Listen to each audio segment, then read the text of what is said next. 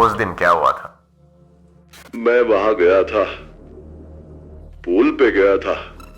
ये है Ted Hoover, teenager Ellie Camp के लापता होने के मामले में प्राइम सस्पेक्ट। ये कम्युनिटी स्विमिंग पूल के पास दिखा था जहां एली लाइफगार्ड का काम करती है। हूवर की जांच चल रही है जब एक गवाह ने बताया कि उसने अपराध के समय पूल पर ऐसे ही एक आदमी को देखा था। मैंने उसे पटाने की कोशिश की, इधर उधर की बातें की। मुझे ठीक से याद नहीं कि मैंने क्या कहा था। हमने कहा कि उसका गला घुटा गया था, मुझे नहीं पता। सब इसी की तरफ इशारा करते हैं। उसका हुलिया वही था, गाड़ी भी वही थी। उसने माना कि वो वहां मौजूद था, पर घंटों पूछताछ के बाद टेड हूवर को छोड़ दिया गया। लेकिन एली कैंप के पिता रॉजर को यकीन था कि उनके पास सही सस्पेक्ट है। मुझे पता था कि यही वो आदमी है।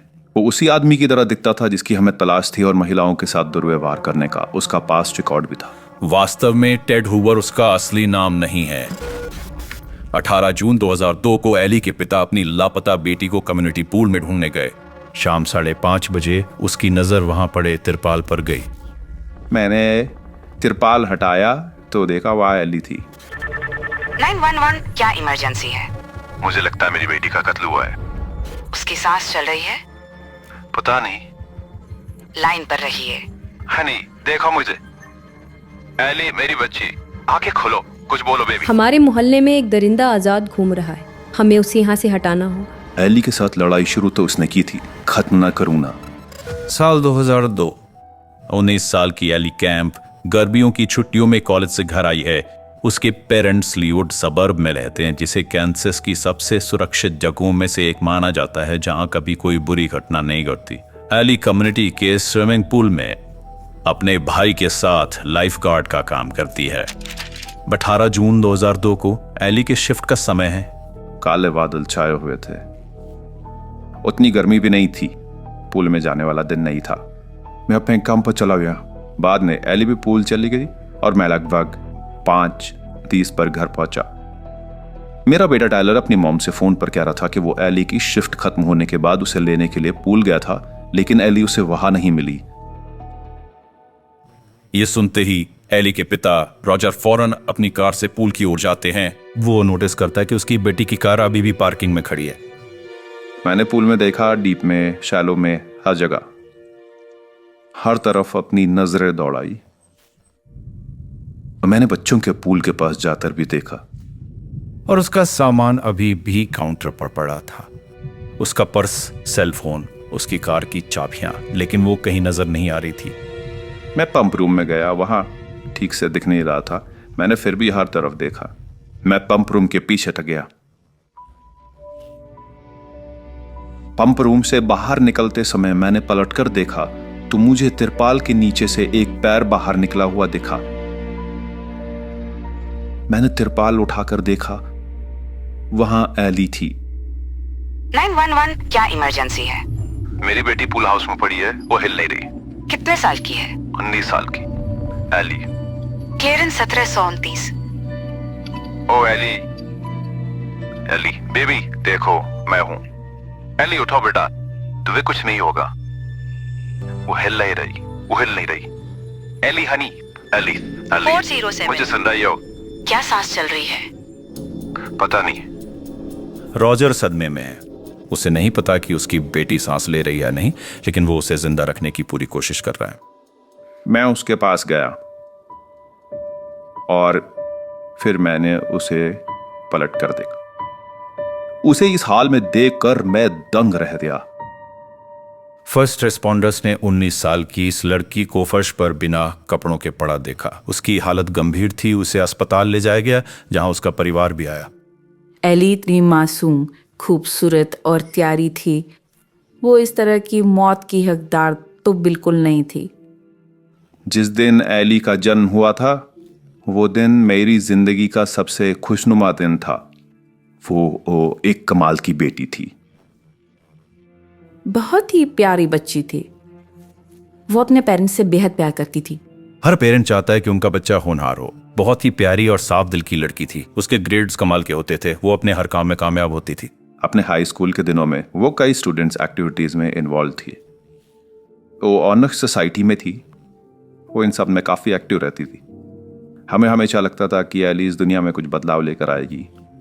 डॉक्टर्स एली की जान बचाने की पूरी कोशिश करते हैं। उधर क्राइम सीन पर जांचकर्ता सस्पेक्ट को ढूंढने की कोशिश कर रहे हैं, लेकिन उसके लिए उन्हें पहले सबूतों को समझना होगा। पंप रूम में तरह तरह की मशीन दिख रही थी। वहाँ सब कुछ बिखरा पड़ा था।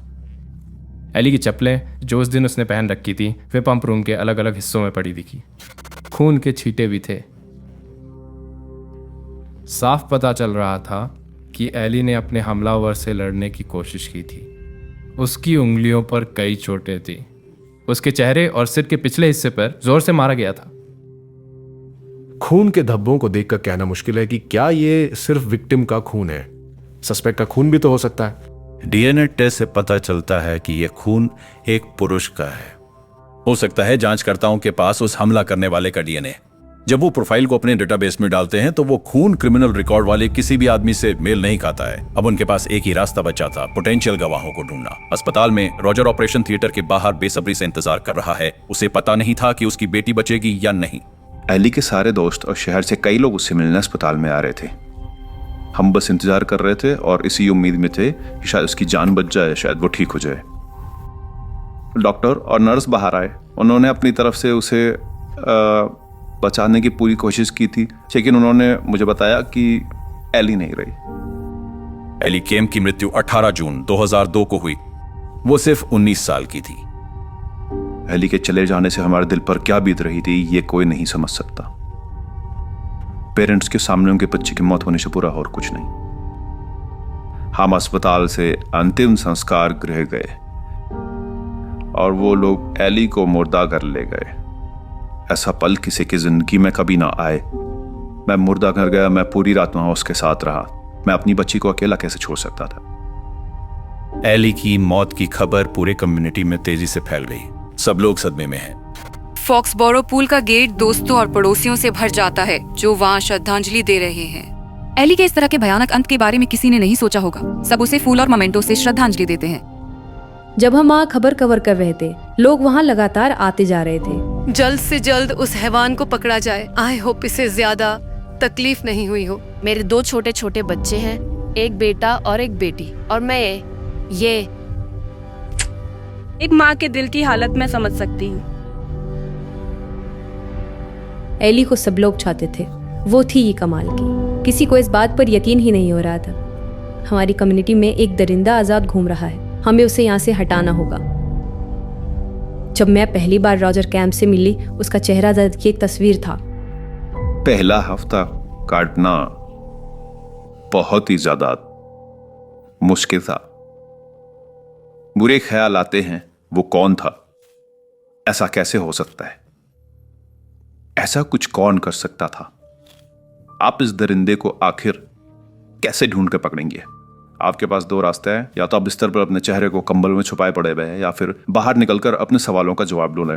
मैं बैठा नहीं रह सकता था। मैं इस आदमी का पता लगा कर ही रहूंगा। और मैंने तय किया था कि उसने एली के साथ लड़ाई शुरू की थी, लेकिन मैं इसे खत्म करने वाला था। रॉजर कैंप एक कमाल का पिता था। उसने मन बना लिया था कि उसकी बेटी के साथ जिसने भी ऐसा किया वो उसे ढूंढ निकालेगा।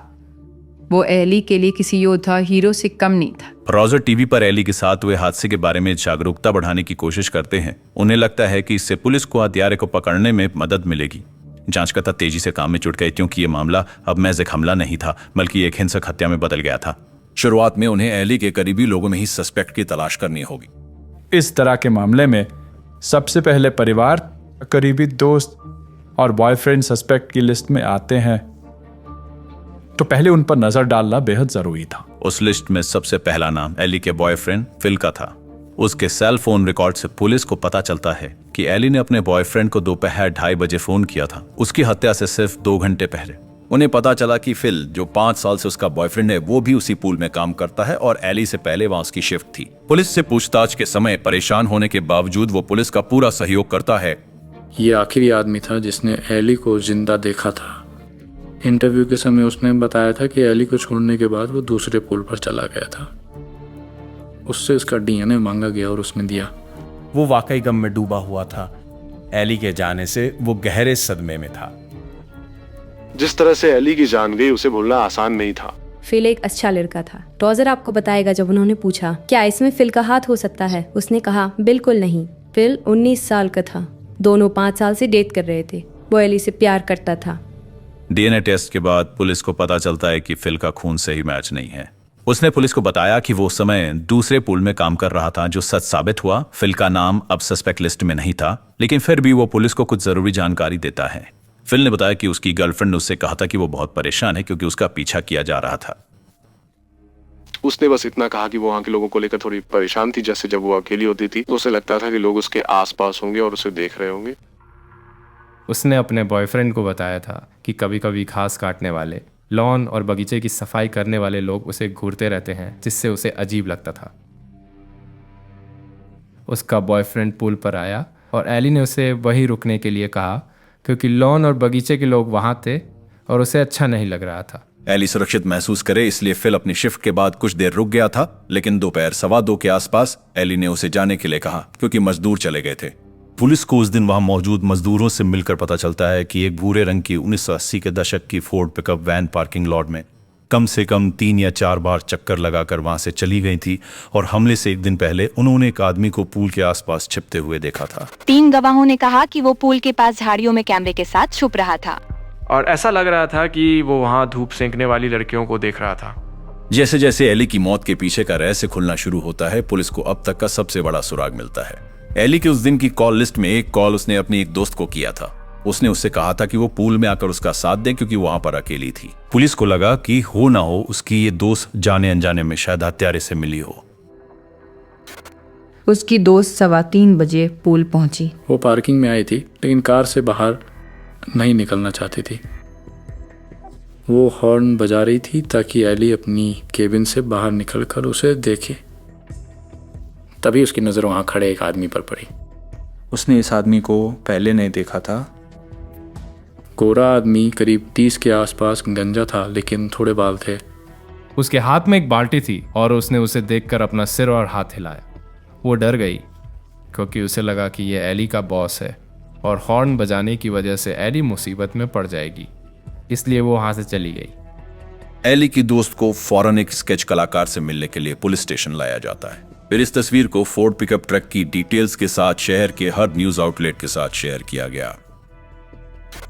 कल दोपहर उसकी बेरहमी से हत्या कर दी गई। हमारे पास उस आदमी की डिटेल्स है, वो जरूर पकड़ा जाएगा। इस केस पर 20 से ज्यादा मेट्रो स्क्वाड के जासूस काम कर रहे हैं। पुलिस को ये ठीक से पता नहीं है कि झाड़ियों में छुपा आदमी और हत्या के दिन पूल पर दिखा आदमी एक ही है या नहीं।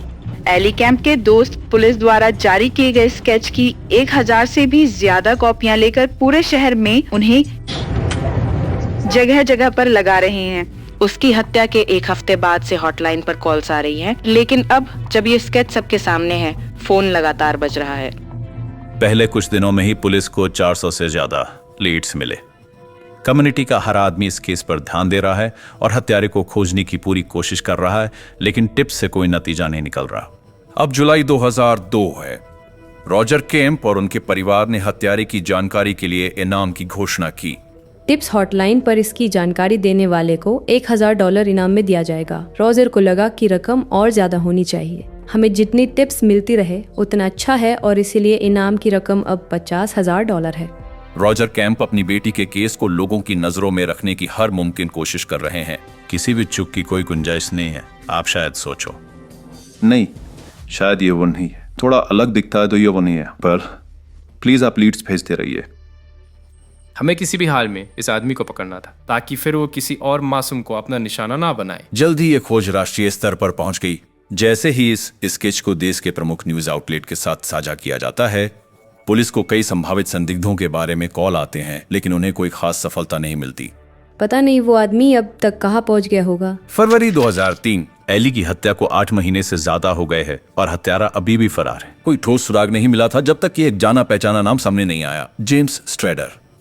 लगभग 3 या 4 महीने की जांच के बाद हमें जेम्स स्ट्रैडर के बारे में पता चला, जो काफी हद तक उस स्केच वाले आदमी की तरह दिखता था। जेम्स स्ट्रैडर मिसौरी और कैंसस में बर्बर बलात्कार के लिए वांटेड है और लीवुड, कैंसस में एली कैंप हत्या के बारे में पूछताछ के लिए। वो उस आदमी से मिलता जुलता था और उसका महिलाओं के साथ दुर्व्यवहार का पास्ट रिकॉर्ड भी था। वो असली सस्पेक्ट बन गया था क्योंकि वो वहां से भाग निकला था।